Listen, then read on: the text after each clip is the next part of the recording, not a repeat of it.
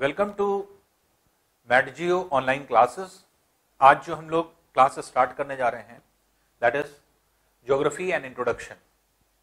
ये बहुत ही important class है, बहुत ही इंटरेस्टिंग क्लास है और बहुत इंफॉर्मेटिव क्लास है। कोशिश करिएगा क्योंकि हम इसको 3 पार्ट में आपके रिप्रेजेंट करेंगे और तीनों पार्ट आपस में एक दूसरे से कोरिलेटेड है और तीनों पार्ट ही बहुत ही इंफॉर्मेटिव है। अब ज्योग्राफी है क्या, उसका बैकग्राउंड समझने के लिए हमें थोड़ा सा कुछ जो है आपके 3 बातों को ध्यान में रखना पड़ेगा। जैसे फर्स्ट पार्ट, जो पहला पार्ट अभी हम लोग डिस्कस करने जा रहे हैं that is a brief introduction of world history. World history के बारे में थोड़ा सा जानकारी हम लोग हासिल करेंगे, तभी जो है हम लोगों को ज्योग्राफी जो है पढ़ने में मजा आएगा। ऐसा क्यों कर रहे हैं हम लोग, वर्ल्ड हिस्ट्री क्यों पढ़ रहे हैं? अब आगे चल करके अभी आप पढ़ेंगे जो फादर ऑफ हिस्ट्री हैं हेरोडोटस, उन्होंने एक स्टेटमेंट दिया था geography is to be treated as historically and history should be treated as geographically. तो हिस्ट्री को ज्योग्राफिकली अप्रोच से अगर हम देखेंगे तो हिस्ट्री समझ में आएगी और ज्योग्राफी को अगर हम हिस्टोरिकल अप्रोच में देखेंगे तो हमें ज्योग्राफी समझ में आएगी। तो उनका कहने का मकसद क्या था, वो क्या कहना चाहते थे, जब हम इसको पढ़ाएंगे अपने आप आपको समझ में आ जाएगा कि ज्योग्राफी जो हम लोग पढ़ने जा रहे हैं उसका वर्ल्ड हिस्ट्री से क्या रिलेशन है या क्यों हम लोग ने वर्ल्ड हिस्ट्री से शुरुआत किया। तो जो फर्स्ट पार्ट हमारा होगा वो होगा आपका A brief introduction of world history। जब हम थोड़ी बहुत हिस्ट्री को जान जाएंगे तो फिर इसके बाद हम लोग आएंगे second part that is development of geography in Greece and Rome.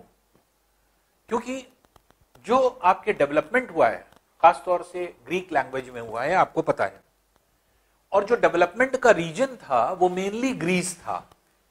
Greece में ही सबसे ज्यादा डेवलपमेंट हुआ। उसका रीजन क्या है वो सब अभी हम लोग डिस्कस करेंगे। तो ग्रीस और रोम, क्योंकि मेनली अगर वर्ल्ड में अगर आप देखेंगे, क्योंकि अभी हम लोग डिस्कस करेंगे ग्रीक और रोमन ज्योग्राफर्स के बारे में कि उन्होंने ही सारी चीजों को इन्वेंट किया, उन्होंने सारी चीजों को जानने की कोशिश करी और उन्होंने सारी चीजों को बताने की कोशिश करी। तो आप खुद देखेंगे कि उनका डेवलपमेंट जो है वो ग्रीस और रोम से क्यों हुआ और ग्रीस और रोम में ये डेवलपमेंट जो हुआ है वो कैसे हुआ। क्या ग्रीस और रोम के ज्योग्राफर ने ही सारी चीजों को बता दिया या इसका कुछ लेना देना है इस वर्ल्ड हिस्ट्री से? तो ये जो है आपके कुछ ऐसी चीजें हैं जो हम लोगों को आपके डिस्कस कर एक दूसरे से लिंक्ड हैं, इसलिए हम लोगों को इन दोनों चीजों को डिस्कस करना पड़ेगा। फिर नेक्स्ट पार्ट, ये बहुत इंपॉर्टेंट पार्ट है, geography subject as a complete science. Geography हमेशा ट्रीट किया जाता है एक आर्ट सब्जेक्ट की तरह, लेकिन ज्योग्राफी कंप्लीट साइंस है, पूरी फिजिक्स है। फिजिक्स की बहुत सारी थ्योरीज आप देखेंगे लगेगा और जितने भी आपके कॉन्सेप्ट हैं जब आप हमसे पढ़ेंगे तो आप देखेंगे कि जितने कॉन्सेप्चुअल चीजें हैं, चाहे वो विंड का फ्लो हो, चाहे वो आपके ओशंस में जो है आपके एक तरह से ओशनिक करंट्स का फ्लो हो, या फिर कोई भी फिनोमेना जो हो रहा है वर्ल्ड में, वो सारी की सारी चीजें किससे कनेक्टेड है, वो सब के सब कनेक्टेड है आपके एक तरह से जो है साइंस से। साइंस की थ्योरीज पर ही सारी चीजें बेस्ड हैं। ज्योग्राफी अगर सिर्फ आप किताबों में पढ़ रहे हैं, जैसे मान लीजिए आपने ज्योग्राफी को पढ़ा, ज्योग्राफी एनसीईआरटीज, जैसे लोग कहते हैं कि एनसीईआरटी पढ़ डालिए 6 to 12, जो सिविल सर्विसेज के लिए जरूरी है, वनडे एग्जामिनेशन के लिए भी जरूरी है, प्रोविंशियल सर्विसेज के लिए भी जरूरी है, हर जगह पर आपके एक तरह से आपके एनसीईआरटी की जरूरत पड़ती है। लेकिन एनसीईआरटी में जब आप पढ़ते हैं तो क्या पढ़ते हैं, फैक्ट्स पढ़ते हैं, चीजों को याद कर रहे हैं। ज्योग्राफी एक ऐसा सब्जेक्ट है ही नहीं कि याद करने वाला हो। यही चीज हम प्रूफ करेंगे इस थर्ड पार्ट में। जब आप थर्ड पार्ट में आएंगे तो आप खुद देखेंगे कि ज्योग्राफी वो सब्जेक्ट ही नहीं है कि जिसे याद किया जाए। ज्योग्राफी एक ऐसा सब्जेक्ट है जो कि एक तरह से अगर आप देखें तो पूरा साइंटिफिक अप्रोच है, पूरा साइंटिफिक बैकग्राउंड है, और साइंटिफिकली अगर आप पढ़ लेंगे तो आप देखेंगे आपका मार्क्स जो मुख्य परीक्षा का है, मेंस का है, कितना अच्छा जो है आपके उठता है।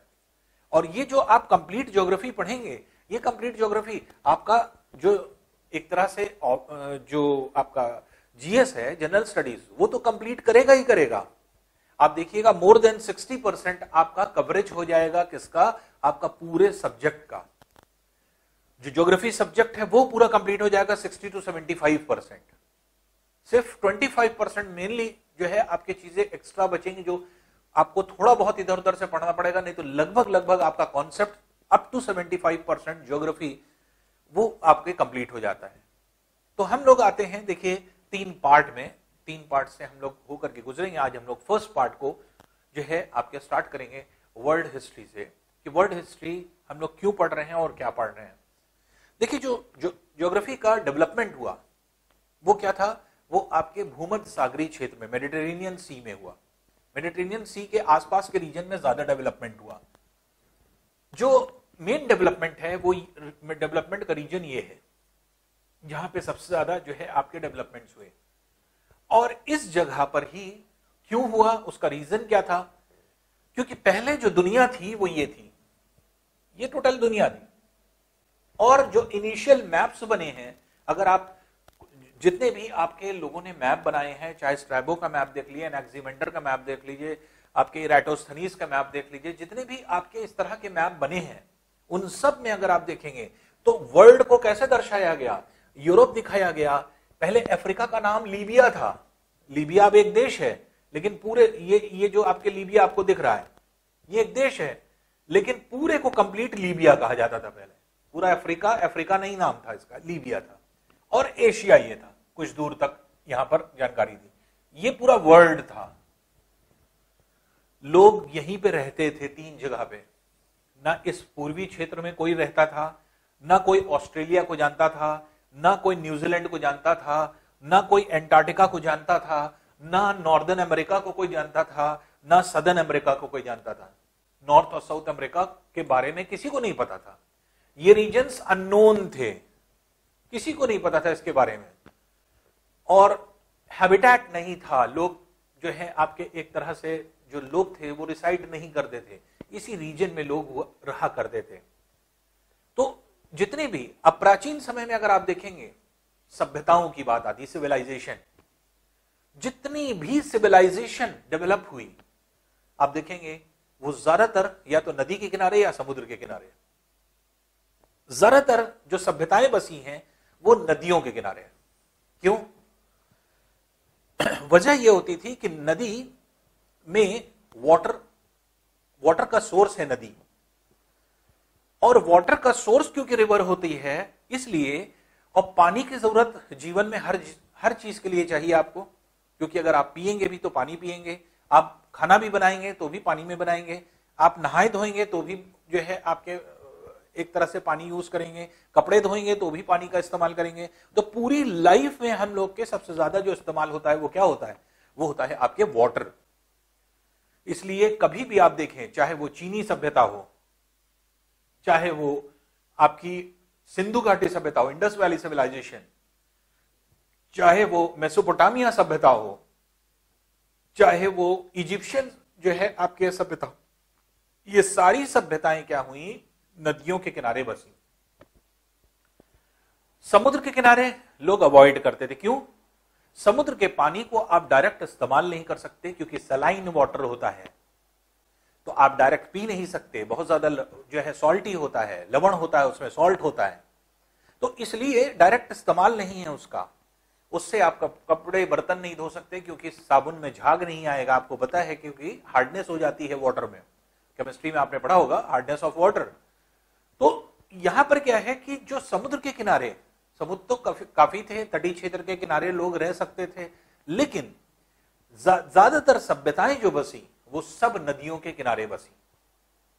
जैसे सिंधु घाटी सभ्यता अगर आप देखें, इंडस वैली सिविलाइजेशन, तो इंडस और उसकी जितनी भी ट्रिब्यूटरीज हैं, तो 5 उसकी ट्रिब्यूटरीज जो कि इंडिया और पाकिस्तान में बहती हैं, तो पूरे वेस्टर्न इंडिया और पूरे पाकिस्तान का पूरे रीजन में जो है आपके एक तरह से वहां पर इन नदियों का प्रवाह है, फ्लो है, जिसकी वजह से आसपास के रीजन में वहीं पर सिविलाइजेशन डेवलप हुई। इसी तरह से इजिप्ट में इजिप्ट का क्षेत्र है, यहां से बहती है रिवर नाइल, रिवर नाइल या नील नदी जिसको कहते हैं। तो नील नदी के सहारे लोग बसना शुरू हुए।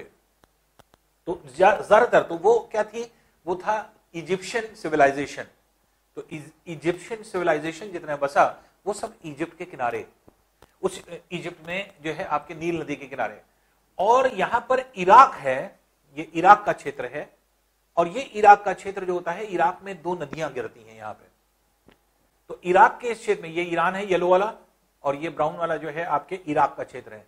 तो इराक के क्षेत्र में यहां पर आपके दो नदियां गिरती हैं, टिग्रिस और यूफ्रेट्स, दाजला और फरहात जिसको कहा जाता है। तो ये जो है आपकी नदियां हैं, टिग्रिस और यूफ्रेट्स नाम से अब बहती हैं। इसके सहारे पूरी मेसोपोटामिया की सभ्यता बसी। और मेसोपोटामिया की जो सभ्यता थी, Mesopotamia civilization, that was the oldest civilization, सबसे ओल्डेस्ट सिविलाइजेशन थी जो कि आपके यहां पर बसी। तो इस तरह से अगर हम लोग देखें तो बहुत सारे जो है आपके चीजें हम लोगों को जो है एक दूसरे से बांधती है। कनेक्शन अगर हम लोग देखें तो हर एक चीज का कहीं ना कहीं कनेक्शन होता है। तो अब ज्योग्राफी के डेवलपमेंट का यहां की सभ्यताओं से क्या मतलब है? सभ्यताओं से मतलब था, क्यों? क्योंकि ज्योग्राफी सिर्फ यूनान और रोम के क्षेत्र से डेवलप नहीं हुई। कहां से डेवलप हुई? तो पहले हम लोग आते हैं एक इंपॉर्टेंट जो आपके एक तरह से मैटर है जिसको हम लोग पढ़ते हैं, जो कि सभ्यता के रूप में, जैसे हमने आपको बताया कि जो इराक है वहां पे पूरी जो नदी है यूफ्रेट्स और टिग्रिस, तो इन दोनों नदियों के बीच में जो सभ्यता थी वो थी मेसोपोटामिया सभ्यता। तो ये इससे क्या हुआ, क्या यहां पर ज्योग्राफी का क्या लेना देना, इसी चीज को हम लोग जो है आपके नेक्स्ट फेज में जानते हैं।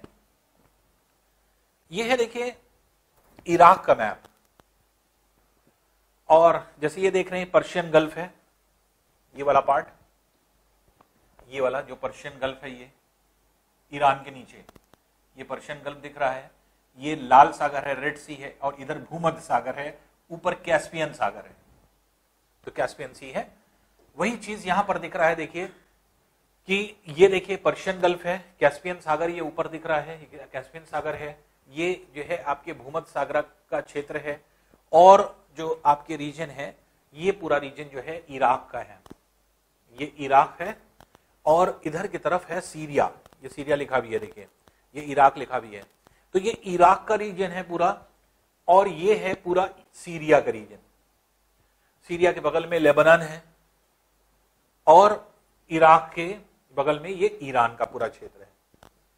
ये देखिए नदी आ रही है, टिग्रिस लिखा हुआ है, देखिए ये टिग्रिस नदी जा रही है, ये।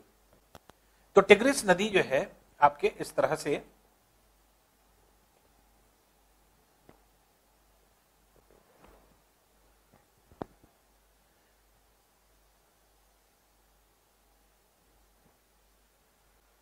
टिग्रिस जो है, इसको अगर हम लोग देखें तो टिग्रिस ऐसी जो है आपके नदी है जो यहां से फ्लो कर रही है, और ये यूफ्रेट्स नदी जा रही है। दो नदियों के बीच में जो जगह होती है उसी जगह को मेसोपोटामिया कहा गया। ये देखिए ग्रीन से लिखा हुआ है मेसोपोटामिया। तो मेसोपोटामिया का मतलब क्या होता है? ये दो वर्ड से मिलकर के बना है, मेसो और पोटामिया। मेसो को हम लोग मीजो भी पढ़ते हैं। मीजो मतलब क्या होता है? मेसो मतलब क्या होता है? मध्य में। और पोटामिया मतलब क्या होता है? रिवर्स। तो रिवर्स के बीच में, तो दो रिवर्स के बीच में जो जगह होती है उसी को मेसोपोटामिया कहते थे। तो यहां पर जो रीजन है उसको मेसोपोटामिया क्यों कहा गया? क्योंकि टिग्रिस और यूफ्रेट्स के बीच में ये जो पूरा रीजन था वो मेसोपोटामिया। इसी को फारसी भाषा में, पर्शियन लैंग्वेज में, अगर पर्शियन लैंग्वेज में कहेंगे, ईरान के रीजन में जो आपके पर्शिया बोली जाती है, तो पर्शियन लैंग्वेज में अगर हम कहेंगे तो इसी को कहा जाता है दोआब। अभी ज्योग्राफी में आप पढ़ेंगे दोआब। दोआब क्यों कहा जाता है? दो मतलब टू, और आब कहा जाता है पानी को फारसी भाषा में। तो दो आब जो शब्द बना है वो दो आब। जैसे फॉर एग्जाम्पल आप इलाहाबाद ही ले लीजिए, प्रयागराज जो है वो आपके गंगा और यमुना के संगम के बीच में बसा हुआ है। जहां गंगा और यमुना मिलती है वहां पे ट्रायंगुलर शेप में बीच में इलाहाबाद है। या प्रयागराज। तो इलाहाबाद या प्रयागराज जो है इस तरह से दो नदियों के बीच में बसा हुआ है। तो ये भी क्या है, मेसोपोटामिया।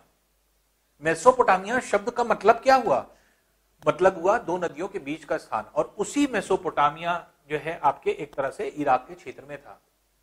तो अब यहां पर अगर हम लोग देखें तो मेनली जो आपके जो क्षेत्र था मेसोपोटामिया, ये तीन छोटे छोटे सिविलाइजेशन में बटा, तीन अलग अलग जगह पे साम्राज्य स्थापित थे। और ये जो साम्राज्य था वो कहां पर डेवलप था, एक जो पूरा रीजन है वो आपके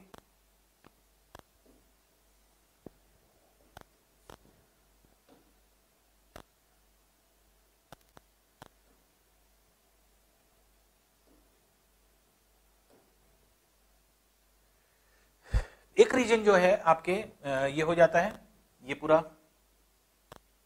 रीजन, और एक रीजन जो है आपके ये पूरा रीजन होता है बीच वाला, और ये ऊपर की तरफ एक रीजन। जो नीचे के पार्ट में आपका ये रीजन है, इसको अगर हम लोग देखें,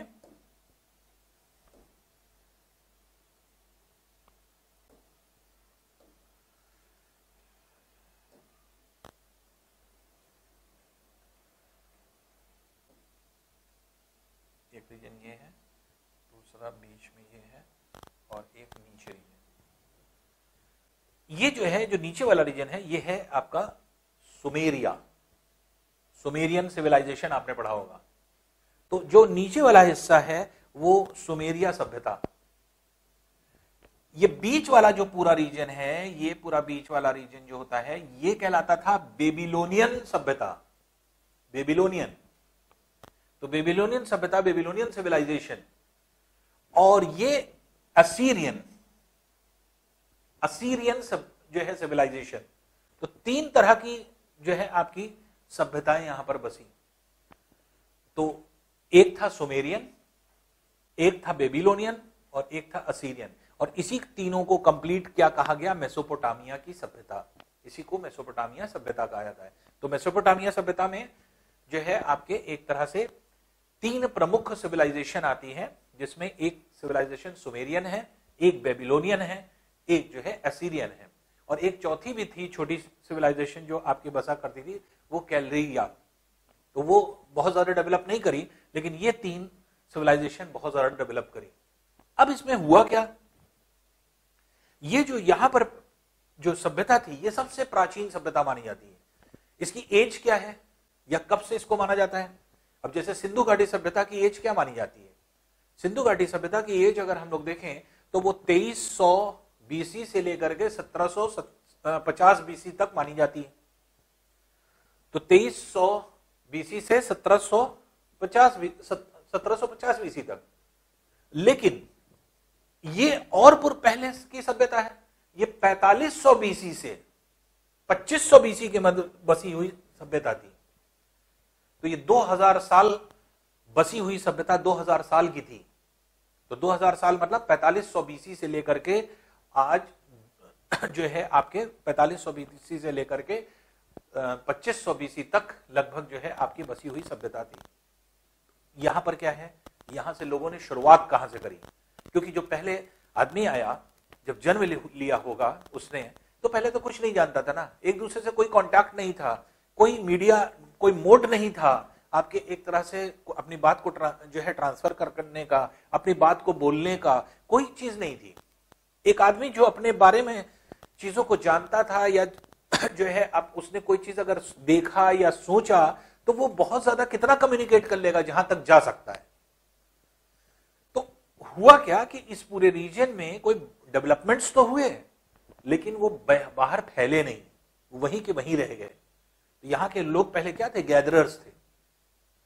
तो ये आपके एक तरह से चलने वाले लोग, जैसे जो एक जगह से दूसरी जगह जाते हैं, कहीं पर खाना मिल गया या फल मिल गया, वहां पे खा लिया, रात बीत गई, फिर दूसरी जगह चले गए। तो इस तरह से बंजारों की जिंदगी जो इनिशियल स्टेज था, जैसे जानवर खुले फिरते हैं, वैसे ही क्या था, वैसे ही जो है आपके इंसान भी था। पहले इंसान भी इसी तरह से घूमा करता था, जगह जगह चीजों को इकट्ठा करता था, इसीलिए उनको गैदरर्स कहा गया। फिर धीरे धीरे करके इन्होंने देखा कि हाँ, हमारा खाना क्या हो सकता है। तो इन्होंने देखा कि हमारा खाना या भोजन आपके कुछ जीवों को मार करके हम खा सकते हैं। तो इन्होंने टूल्स बनाना शुरू किया। जैसे आपने पढ़ा होगा हिस्ट्री में स्टोन एज के बाद फिर आपके जैसे आपके जो है मेटल एज भी आया।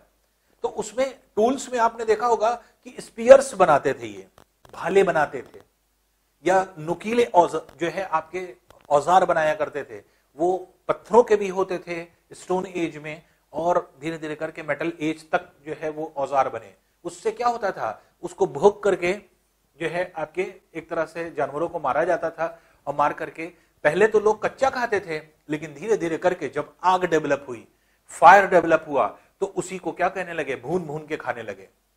पहले मसाले और ये आपके ये सब बर्तन तो थे नहीं कि बर्तन में डाल करके उसको बना रहे हैं, और ये तो सारी चीजें भून करके ही खाई जाती थी। तो आग जब बन गई तो इस तरह से भून करके खाने लगे, तो वो क्या हो गए, हंटर्स हो गए, हंटर्स के फॉर्म में थे। तो यहीं पर ये जो आप सुमेरियन सभ्यता देखते हैं, तो सुमेरियन सभ्यता जो है सबसे मतलब ये कहा जाता है कि प्राचीन जो है लोग थे यहाँ पे। और ये जो आपके यहाँ पर जो लोग थे, तो सुमेरिया का भी, बेबीलोनिया भी, असीरिया भी, इन सब जगह पर, 3 जगह पर 3 अलग अलग साम्राज्य थे, किंगडम था। तो इसलिए लेकिन सब में लगभग लगभग बहुत सारी समानताएं थी, इसीलिए कंप्लीट पूरे जो है तीनों सभ्यताओं को मिला करके मेसोपोटामिया सभ्यता कहा गया। इस रीजन में क्या था, इस रीजन में बहुत तेजी से कई चीजें डेवलप हुई। जैसे 60 बेस सिस्टम डेवलप कर लिया इन लोगों ने देखते देखते। 60 बेस सिस्टम क्या था, 60 बेस सिस्टम जो पहुंचा कहां, जो आपके ये भूमध्य सागरीय क्षेत्र में रहने वाले यहां पर यूनान है, अभी आप देखेंगे तो जो ग्रीस है, ग्रीस में पहुंचा। तो यहां से ग्रीस पहुंचने कैसे पहुंचा या किस प्रकार से पहुंचा होगा, तो यहां पे एक तरह से मैथमेटिकल चीजें ज्यादा डेवलप हुई। तो 60 बेस सिस्टम क्या था, 1 मिनट में 60 सेकंड होते हैं, 1 घंटे में 60 जो है आपके मिनट होते हैं, तो 1 मिनट में 60 सेकंड, 1 घंटे में 60 मिनट होते हैं, और किसी सर्कल के चारों तरफ घूमने पर 360 डिग्री होती है। ये चीजें थी, ये सब सुमेरिया से ही डेवलप हुई, यहां से ही डेवलप हुई। यहां और बेबीलोनिया, ये 2 क्षेत्र थे जो बहुत साइंटिफिक थे, जिसमें ज्यादातर सुमेरियन जो है आपके बहुत ज्यादा साइंटिफिक उसमें थे। और मैथमेटिक्स एक तरह से की शुरुआत आप ये कह सकते हैं कि इसी जगह से लगभग लगभग जो है आपके इस तरह से हुई। तो 60 सिस्टम इन्होंने बनाया, 60 बेस सिस्टम जिसको कहा गया। यही के लोगों ने लगभग लगभग चीजें जो है आपके ऐसी डेवलप करी, जैसे पूरा एल्जेब्रा जिसको हम लोग कहते हैं, एल्जेब्रा का डेवलपमेंट इसी क्षेत्र से हुआ है। और यही एल्जेब्रा पहुंचा कहां, यूनान में, ग्रीस में पहुंचा, और उसी एल्जेब्रा से फिर मैथमेटिक्स डेवलप हुआ। जो असीरिया और आपका ये रीजन था बेबीलोनिया, ये दोनों रीजन में सबसे ज्यादा क्या चीज डेवलप हुआ, इनमें डेवलप होने वाली जो चीजें थी वो सबसे ज्यादा आपके एक तरह से सेलेस्टियल बॉडी पे इन्होंने काम किया। सेलेस्टियल बॉडी मतलब काफी जो है आपके एक तरह से चीजों को ये एग्जामिन करते थे, तारों का आकार कैसा है, 2-3 तारे मिलकर के कौन सा शेप बना रहे हैं, तो किस तरह से जो है आपके तारे क्या होते हैं, या फिर कौन सा ग्रह जो है निकल गया, या जो है आपके इस तरह से जितने भी पिंड हुआ करते थे उनको ये देखा करते थे, ऑब्जर्व किया करते थे। पहले तो ये सब चीजें नहीं पता थी कि कौन तारा है, कौन ग्रह है, कौन उपग्रह है, बहुत डिफाइन तो हुआ नहीं था। तो उस समय उनको सेलेस्टियल बॉडी किसको कहा जाता है, ब्रह्मांड में पाए जाने वाले, यूनिवर्स में पाए जाने वाले जितने भी बड़ी बॉडीज हैं उन सबको सेलेस्टियल बॉडीज कहा जाता है। सेलेस्टियल बॉडीज को देखा करते थे, और तब तक उन्होंने आपके एक तरह से लगभग जो ग्रह आज हम लोग आप जानते हैं, उन लोग बहुत पहले से ही खोज चुके थे ये सारी चीजें। और जो आपके मंथ हैं 12, तो ये सुमेरियन कैलेंडर से ही आए हैं। तो सुमेरिया ने अपना कैलेंडर बना लिया और एक साल को 12 महीने में बांट दिया, और 12 महीने और हर एक महीने में 30 दिन को बांट दिया। और ये जो है आपके काम कहां पे हुआ ये, और एक हफ्ते में 7 दिन होते हैं। 7 दिन कैसे होते हैं, ये बहुत इंटरेस्टिंग चैप्टर है कि 12 महीने कहां से आए, या इनका नामकरण कैसे हुआ, और 7 दिन कैसे बनते हैं। ये बहुत इंटरेस्टिंग, इतने इंटरेस्टिंग चीज है। जब हम लोग एस्ट्रोनॉमी स्टार्ट करेंगे, आप देखेंगे, पढ़ेंगे, तो वास्तव में अभी तक आप कुछ जानते नहीं, अभी सिर्फ नाम जानते हैं कि हाँ मंडे इसको कहते हैं, ट्यूसडे इसको कहते हैं, लेकिन मंडे क्यों कहा जाता है, ट्यूसडे क्यों कहा जाता है, और ट्यूसडे के बाद ही वेडनेसडे क्यों आता है, ये सारी चीजें अगर आप जान जाएंगे, बहुत इंटरेस्टिंग चीजें हैं ये पूरी एस्ट्रोनॉमी है। तो एक तरह से जो एस्ट्रोनॉमी थी वो डेवलप यहां से हुई, और ये क्षेत्र आपके बहुत तेजी से डेवलप होना जो है डेवलप हुए, और इन जगह पर ये सारी चीजें जो है आपके एग्जामिन होने लगी। तो यहां के लोग, अब बहुत बड़े बड़े मॉन्यूमेंट्स भी हैं जो कि आपने देखा कि यहां पर जो है बने हुए हैं, खूब स्ट्रक्चरल बिल्डिंग्स हैं, बहुत सिस्टमैटिक वे से इन्होंने अपनी सभ्यताओं को बसाया था। यहां पर भी 3 वर्ग थे, 3 वर्ग थे। तो यहां पर जैसे जो सुमेरियन सभ्यता है, इसमें बहुत ज्यादा सिमिलैरिटी सिंधु घाटी सभ्यता की आती है। तो ये सारी जो सभ्यताएं हैं, इनको अगर आप देखेंगे तो जो आपके सभ्यताएं हैं वो बहुत ही जो है आपके पास पास है। तो ये जो आपके एक तरह से ये सभ्यता देख रहे हैं, ये है आपके एक तरह से मेसोपोटामिया सभ्यता जो हम लोग यहां पढ़ रहे हैं, और ये जो आपका रीजन है वो है सिंधु घाटी सभ्यता का। ये रीजन जो है ये है इजिप्शियन, जो है आपके एक तरह से इजिप्ट जो आपके क्षेत्र होता है, तो ये सभ्यता यहां पर बसती है। ये 3 मेन सभ्यताओं का रीजन था, और यहीं से सारी चीज, ये यूनान का क्षेत्र होता है, ये यूनान है। तो यहां से ज्यादातर चीजें यहां पर पहुंची। यूनान कैसे पहुंची या किस तरह से पहुंची, तो हम देखते हैं। तो यहां से अगर हम लोग देखें तो यहां से कुछ चीजें सिमिलैरिटी यहां मिलती है। आपने पढ़ा होगा सिंधु घाटी सभ्यता में कि सिंधु घाटी सभ्यता में यहां पर लोग आए कैसे, पहले तो यहां कोई रहता ही नहीं था, यहां कोई था ही नहीं। यहां पर लोगों को पता ही नहीं था कि यह भूमि भी है, तो यहां कोई नहीं रहता था, क्योंकि एशिया कुछ दूरी तक ही बसा था। ये सब पूर्वी क्षेत्र में, इंडिया में कोई नहीं था, कोई नहीं रहता था, कोई जानता भी नहीं था इंडिया को, कोई चीन को भी नहीं जानता था, कोई रशिया को भी नहीं जानता था। इस पूरे पूर्वी रीजन में कोई नहीं किसी को जानता था। जो एशिया था वो सीमित कुछ दूरी तक ही तक था। तो यहां से इसका कनेक्शन कैसे हुआ, सुमेरिया में जो आपके स्ट्रक्चर है, बिल्कुल उसी स्ट्रक्चर पर सिंधु घाटी सभ्यता बसी। तो यहां पर क्या है कि मेनली जो आपके सिंधु घाटी सभ्यता है, इंडस वैली सिविलाइजेशन, तो इंडस वैली सिविलाइजेशन में बहुत सारी सिमिलैरिटी आपके सुमेरियन जो है आपके सिविलाइजेशन की मिलती है।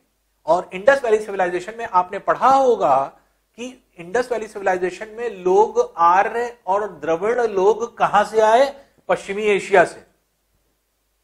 तो यहां पर जो लोग रहते थे सुमेरिया सभ्यता में, वो आर्य और द्रविड़ थे।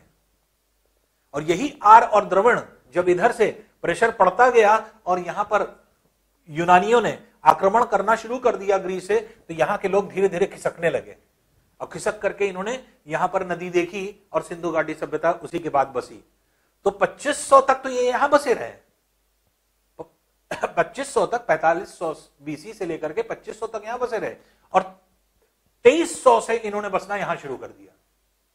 2300 बीसी से 1750 बीसी में यहां पर जो है आपके एक तरह से डेवलपमेंट होने लगा।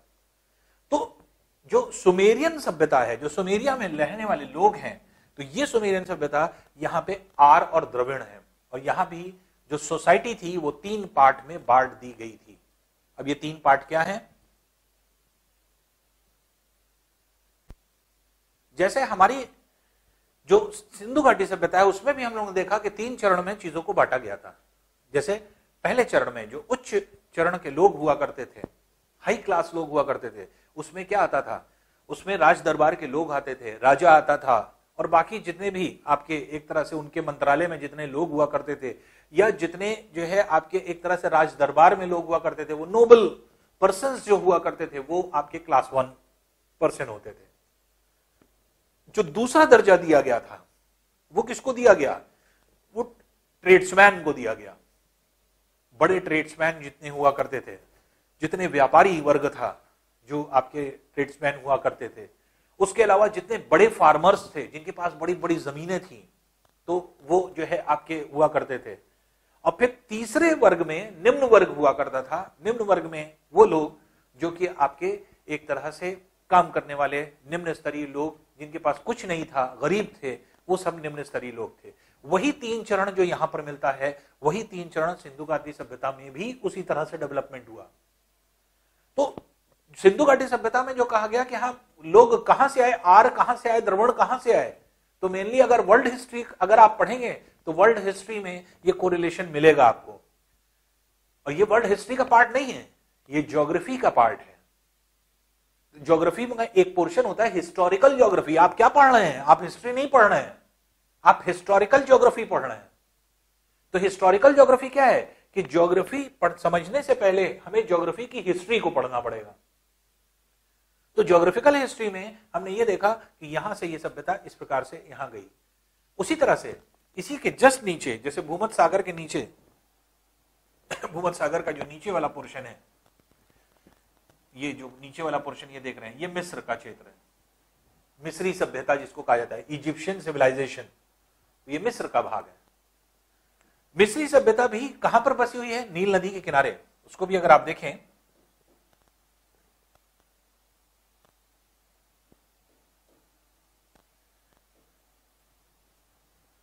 ये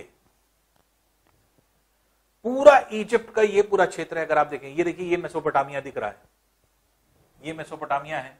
असीरिया जिसके बारे में अभी हम बता रहे थे ऊपर के क्षेत्र में, तो ये पूरा मेसोपोटामिया का क्षेत्र है। और मेसोपोटामिया से लगा हुआ अगर आप देखेंगे ये पूरा रीजन क्या है? ये मिस्री सभ्यता। तो जहां पे मिस्री सभ्यता खत्म हो रही है, यहीं से आपकी मेसोपोटामिया स्टार्ट हो रही है। तो मेसोपोटामिया सभ्यता जो अभी हम लोग पढ़ रहे थे, वो अब ये क्या है? ये मिस्री सभ्यता है, जो कि ये नील नदी आप देख रहे हैं, ये जा रही है नील नदी। तो नील नदी के किनारे पूरी बसी। यहां पर लोग जैसे कपास उगाते थे, कपास उगाना शुरू किया, गेहूं की कृषि शुरू किया। तो ये सारी चीजें जो है यहां पर डेवलप हुई। यहां पे एक पेड़ हुआ करता था और पेड़ की बड़ी बड़ी पत्तियां थी। उस पेड़ को क्या कहा जाता है? पेपरस। एक बहुत बड़ी चीज जो यूनान वासियों को मिली। अब यहां से क्या है, अगर आप देखेंगे तो सारी चीज बहुत क्लियर आपको दिखाई पड़ेगी। तो ये जो आपका रीजन है, ये पूरा रीजन जो है, यहीं से अब ऊपर जो आपके यूनान का क्षेत्र है, तो यूनान के क्षेत्र में ऊपर अगर आप जाएंगे तो ये यूनान का क्षेत्र दिख रहा है, ये वाला रीजन। तो यूनान के क्षेत्र में यहां से और यहां मेसोपोटामिया से, दोनों जगह से आपके एक तरह से चीजें पहुंची। तो अब यहां से कैसे पहुंची? ये जो रीजन है, इसमें अगर आप देखेंगे तो यहां से एक बहुत ही इंपॉर्टेंट चीज पहुंची। वो क्या था? जैसे हमने आपको बताया कि इजिप्शियन क्षेत्र में, इजिप्शियन क्षेत्र में जो आपके मिस्र का क्षेत्र जिसको कहा जाता है, तो मिस्र के क्षेत्र में एक पेड़ है, उस पेड़ का नाम है पेपरस। पेपरस जो है वो बड़ा चौड़े पत्तों वाला होता है। तो लोग क्या करते थे, उस चौड़े पत्ते वाले उस पर लिखा करते थे। और जब लिखते थे या उस पर कोई चीज लिख दी जाती थी तो बहुत अधिक समय तक रहती थी। तो जिसको मैन्युस्क्रिप्ट के रूप में, जैसे मान लीजिए आप पहले यूज किया जाता था, तो उसी तरह से आपके पेपरस नामक जो है आपके ये, और उसी पेपरस पर क्योंकि लिखा जाता था, उसी से पेपर शब्द बना है। जो पेपर आज जिस पर हम लोग लिखते हैं, तो पेपर शब्द कहां से आया? पेपरस जो है आपके पेड़ से आया। और पेपरस नामक पेड़ जो था, उस जो है आपके लीफ पर चीजों को लिखा जाता था, उसी पर ड्राफ्टिंग होती थी, उसी पर लिखा जाता था। तो ये जो है, ये सारी चीज यहां से पहुंची। यहां की जो मेसोपोटामिया सभ्यता है, ये मेसोपोटामिया सभ्यता की चीजें अब यहां पर मिस्र में कैसे पहुंची? इस मिस्र में यहां पर पहुंची कैसे? जब 331 जो बीसी में यहां पर क्या हुआ? अलेक्जेंडर द ग्रेट, आपने नाम सुना होगा। अलेक्जेंडर द ग्रेट ने यहां पर आकर के आक्रमण किया, क्योंकि उसने ये सुना कि ये यहां के लोग बहुत, यहां का साम्राज्य भी बड़ा था, और तीनों जगह के तीनों साम्राज्य जो यहां पर थे, ये बहुत ही ज्यादा, चाहे वो सुमेरियन जो है आपके साम्राज्य था, या बेबीलोनिया का था, या असीरिया का था। तो सुमेरिया जो ये पारा पार्ट होता है, जो बेबीलोनिया ये वाला पार्ट होता है, और असीरिया ये वाला पार्ट, इन तीनों पोर्शन में जो है आपके डेवलपमेंट बहुत था। जो लोग थे वो बहुत ज्यादा चीजों को जानते थे। यहां पे उन्होंने बहुत सारी चीजों का आविष्कार कर लिया था। अब जैसे घड़ी खुद ब खुद बना दिया। घड़ी का स्ट्रक्चर कैसे बनाया? बहुत आसानी से देखिए कैसे बनाया। एक लंबा सा रॉड लिया ऐसे, और उसको एक पेपर पे, एक नीचे प्लेट पर ऐसे खड़ा कर दिया। और उसको ईस्ट की तरफ से, जैसे मान लीजिए सूर्य आ रहा है और वेस्ट की तरफ जाएगा, इसको ऐसे खड़ा कर दिया। अब ये ईस्ट फेसिंग है, इधर से जैसे मान लीजिए इधर से इधर जा रहा है, ईस्ट से वेस्ट, तो इसको ऐसे खड़ा कर दिया। अब क्या होता था कि जब पूर्व से इधर से जब ये निकलेगा सूर्य, तो इसका प्रतिबिंब जो है वो कहां पड़ेगा, इधर की तरफ। यहां पे एक लाइन होती थी, इस लाइन पर जब प्रतिबिंब होता था सुबह का 6 बजा है, अब इधर की लाइन पर पहुंचा तो 7 बजा है, इधर की लाइन पे पहुंचा तो 8 बजा है, और इसी तरह से अगर सूर्य मान लीजिए इधर से आ रहा है तो ये जो है आपके एक तरह से इमेज ऐसे फॉर्म हो रही है।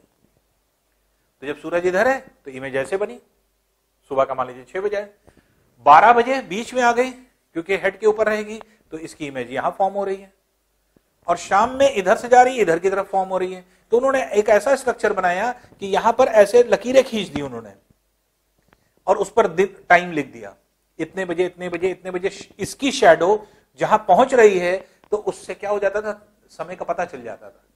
ये सब छोटी छोटी चीजें हैं जो यहां पर आपके बेबीलोनिया में और जो है आपके सुमेरिया में डेवलप हो चुकी थी। ये सारी चीजें तब तक यूनान में नहीं पहुंची थी।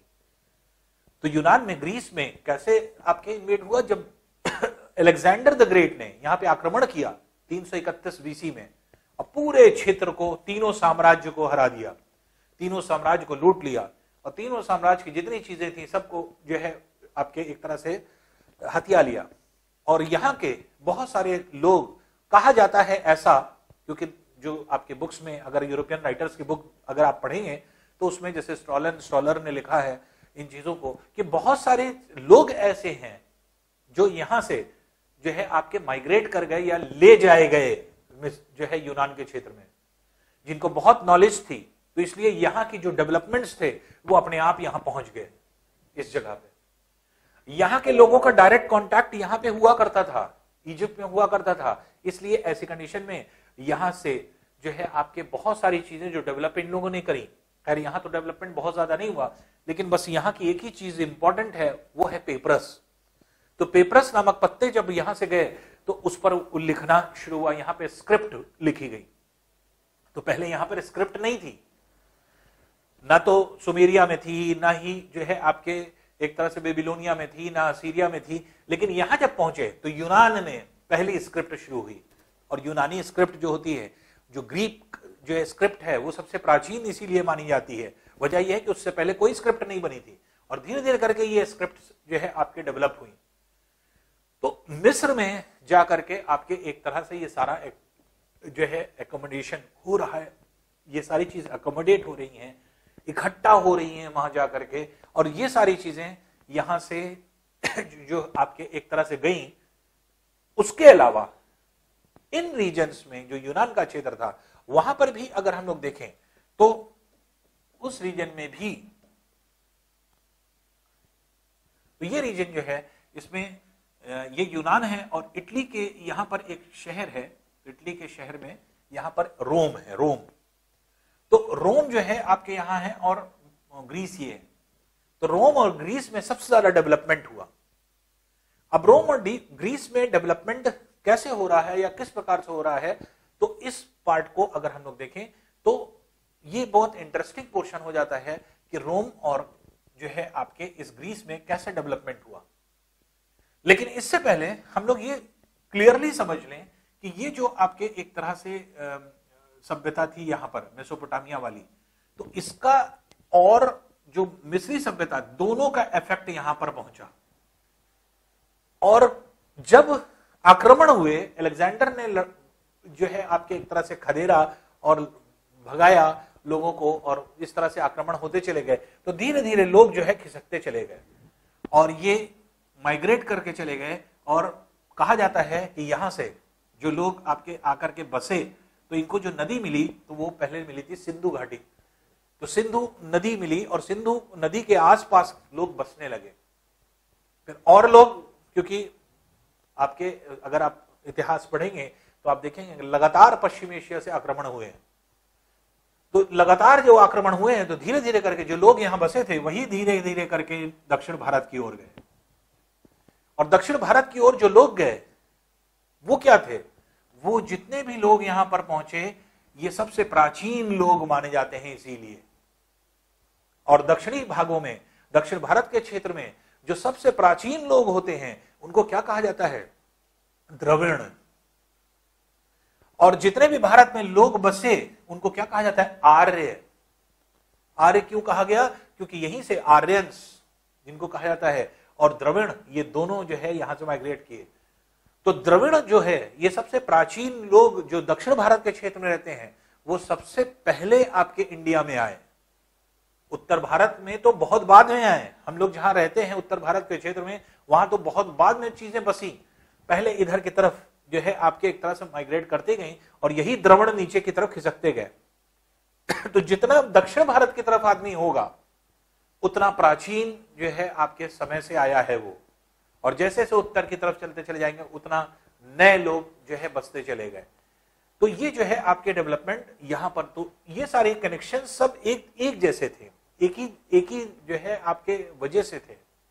तो इसलिए नॉर्मली अगर हम लोग देखें तो इन सभी जगह पर जो भी आपके एक तरह से जो लोग डेवलप हुए या जो भी चीजें डेवलप हुई वो सब एक दूसरे से बहुत कोरिलेटेड है। तो इसीलिए आप देखते हैं बहुत सारी, अगर आप सुमेरियन सभ्यता पढ़ेंगे या वर्ल्ड हिस्ट्री अगर आपने पढ़ा होगा तो वर्ल्ड हिस्ट्री में बहुत सारी ऐसी चीजें आपको सिमिलर मिलेंगी जो सिंधु घाटी सभ्यता में जो है आपके एक तरह से बहुत ही सिमिलैरिटी मिलती है। और इसीलिए वर्ल्ड हिस्ट्री में अक्सर क्वेश्चन भी आता है कि आपके इन दोनों को कोरिलेट करने का। बहुत सारे क्वेश्चन ऐसे बनते हैं कि आप कोरिलेशन करके ही उस क्वेश्चन को लिख पाएंगे। तो ये सारी चीजें जो है आपके इस क्षेत्र से हुई। तो ये चीजें अब था क्या?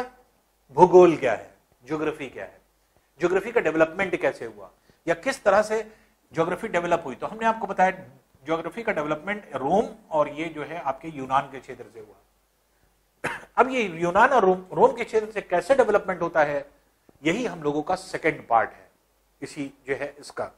तो हम लोग सेकंड पार्ट जो है आपके नेक्स्ट पार्ट में हम लोग देखते हैं ये कैसे जो है आपके जो है ज्योग्राफी डेवलप हुई और यूनान के क्षेत्र से और रोम के क्षेत्र से कैसे जो है उदय हुआ ज्योग्राफी का, और ज्योग्राफी के मतलब क्या है, ज्योग्राफी डेवलप हो रही है इसके मतलब क्या चीज डेवलप हो रहा है। तो ये जो है आपके क्लियर हो जाएगा सेकंड पार्ट में। Thank you.